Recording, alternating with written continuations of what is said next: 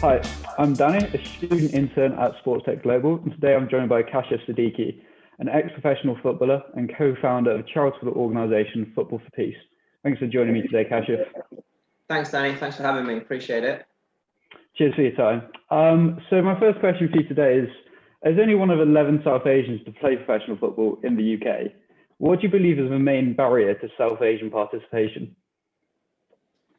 I think obviously I've been one of the fortunate to have played here in the UK, but then obviously I've had a lot of injury setbacks, etc.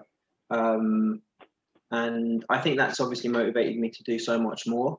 And I'm still just literally, retiring now and trying to hang up the boots with the current injury I'm facing with the Achilles tendon rupture. But I guess for me, one of the most important things is parental engagement.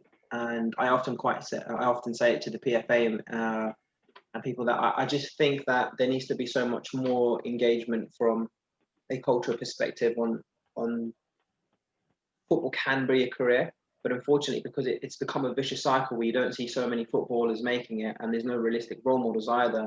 So I think with parental engagement, role models, and education, I think it's just become this cycle where parents don't necessarily see the benefits of going into a professional sport because you don't actually see a real path.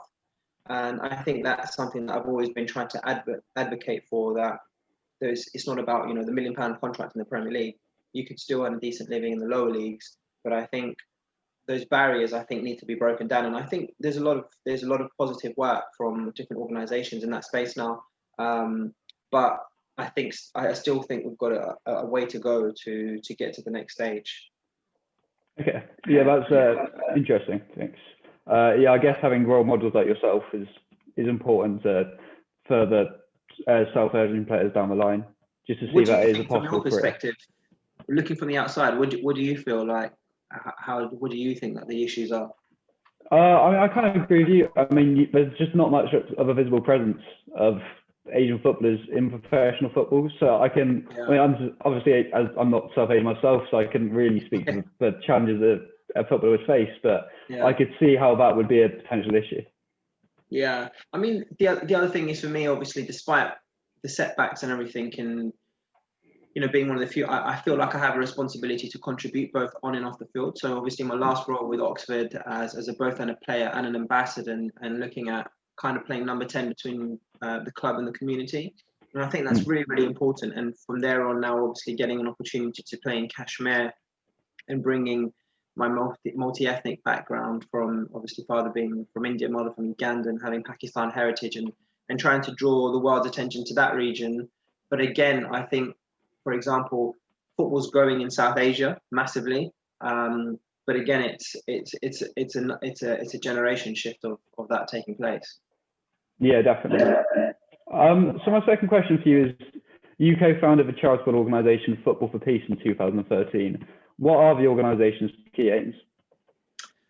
So, Football for Peace was established in Chile in 2006 by FIFA legend Elias Figueroa. He played with Pele, Maradona, etc. And he officially announced it at the United Nations with Kofi Annan.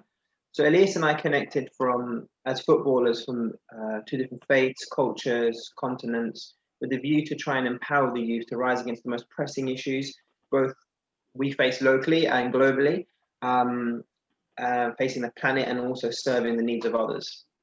So that was kind of the background and the passion behind it. We felt that we were living in a time that's so connected, but ironically so divided. It was, and it still is, unbalance of poverty, inequality, climate, environmental issues, facing the planet. And I feel that football, touches 3.5 billion people. And we always were passionate about how do we really unlock that real power of football to support these issues. So today with Football for Peace, we have three main pillars in doing so, and it's peace for people, peace for the mind, and peace for the planet. And currently where we are, we sit between trying to work between the United Nations and FIFA. And there are many organizations doing amazing work in, training young people, etc. But I think what Football for Peace do uniquely is combine diplomacy, life skills, and doing good in the community. And that's really what we're trying to tap into. Thank you. Yeah, I agree. Those three really important issues, and I think football's a great vehicle to kind of solve and alleviate those. So my final question Yeah. is, what has been your proudest moment during your involvement with Football for Peace and as a professional footballer? I think one of the proudest moments for me was probably, and on a football perspective, was playing in the Beijing 2008 Olympic qualifiers against Qatar, and having my mum there watching me. You know, she's been kind of the driving force for me as a single mother, and instill the values that I have today, both on and off the field.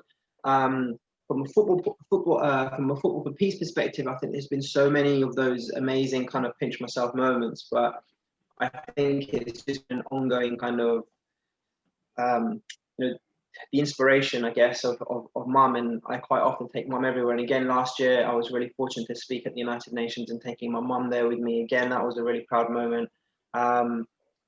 Introducing her to Prince William was another proud moment. And then Pope Francis and him coming on board. But I think, you know, my mother coming from Africa and the struggles that she's faced as a refugee for fighting for equality, I think that's something that she's embedded in me. And my faith in God has really kind of let me to dream big.